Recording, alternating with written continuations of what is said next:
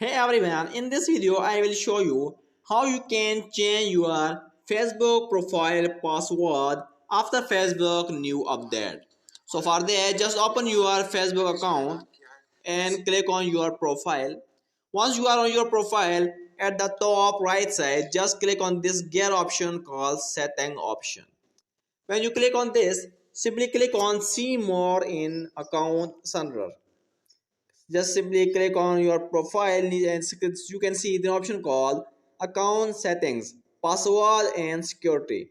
Just simply click on this. Now here at the top you can see the option called change password. Just simply click on this change password.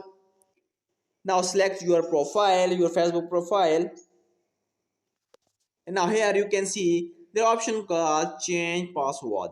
So first of all, enter your current password and then your new password, and thus just retype your new password. After selecting or entering your new password, just simply click on this change password.